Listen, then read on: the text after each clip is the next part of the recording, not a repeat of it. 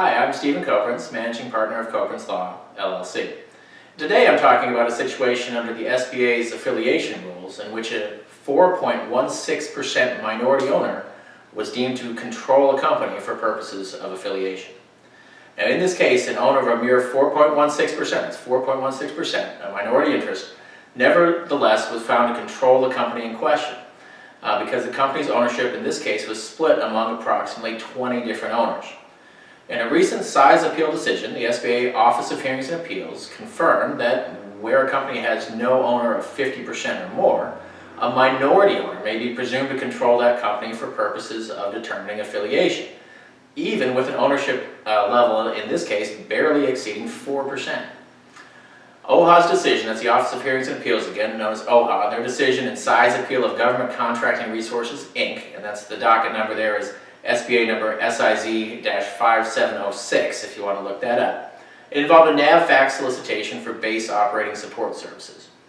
This solicitation was set aside for SDVOSBs. After evaluating competitive proposals, NAVFAC announced that a company called Government Contracting Resources, Inc., which I'll just call GCR, was the apparent successful offerer. Two of GCR's competitors then filed SBA size protests. The SBA area office determined that GCR and approximately 20 other companies each own minority interests in a company called Valley Indemnity, Inc. The SBA area office then applied what I call the minority ownership presumption under the SBA's affiliation rules. Now, I don't usually read verbatim from an SBA regulation or any other type of regulation. I don't want to put anyone to sleep. But I think in this case it's important to understand exactly what the rule says. So I'm going to break from that normal course of business here. So the SBA's regulation in question says, and I quote now, if two or more persons, parentheses, including any individual, concern, or other entity, and parentheses, each owns, controls, or has the power to control less than 50% of the concern's voting stock, and such minority holdings are equal or approximately equal in size, and the aggregate of these minority holdings is large as compared with any other stock holding, SBA presumes that each such person controls or has the power to control the concern whose size is at issue. This presumption may be rebutted by showing that such control or power to control does not in fact exist. So that's the text of the rule, and you can go look that up in 13 CFR 121-103 if you'd like to read it for yourself.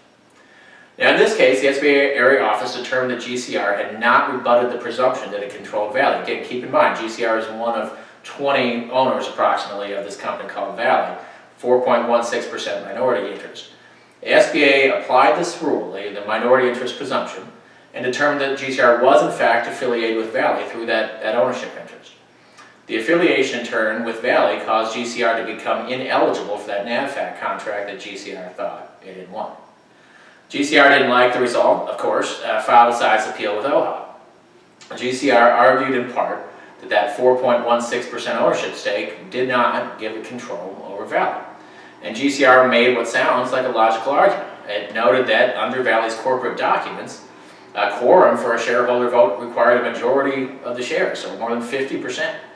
GCR contended that its ownership stake of 4.16% was far too small to create a quorum, to prevent the other owners from creating the quorum, to cause any vote to pass, to block any other vote to pass, or even to cast a tie-breaking vote. In other words, GCR says, we can't make the company do anything, we can't stop the other owners from making the company do anything. Unfortunately for GCR, however, OHA wasn't buying it. OHA wrote that the only way to rebut the presumption of control is by showing that some other party controls the company, not by showing just that the party in question, whose size is being questioned, does not control it. Here, OHA held that the presumption of control was not rebutted merely because GCR could not unilaterally control Valley or prevent the other owners from making decisions for Valley. In fact, OHA wrote, and I'm quoting here, the very purpose of the minority shareholder presumption is to address situations in which no single person or entity has actual affirmative or negative power to control a concern. And that's the end of that quote. Now, OHA noted that if GCR's interests were too small to control Valley, the same could be said of all of Valley's other 20 owners. If this were sufficient to rebut the presumption, the fact that none of these owners could actually control the company, no one would control Valley within the meaning of the affiliation rules. Now this isn't permitted by the SBA, which has long held, and here I'm quoting again, that all concerns must be controlled by someone or some group at all times. And that's the end of that quote. OHA concluded in this case that the SBA area office had properly applied the minority shareholder presumption, and it denied GCR's sizing. Now, in my view, the SBA's affiliation rules fall into two broad camps. They're the intuitive rules and they're the non-intuitive rules. I think the minority shareholder presumption is non-intuitive.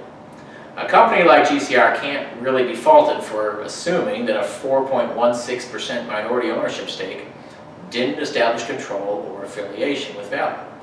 Unfortunately for GCR, that assumption proved to be incorrect.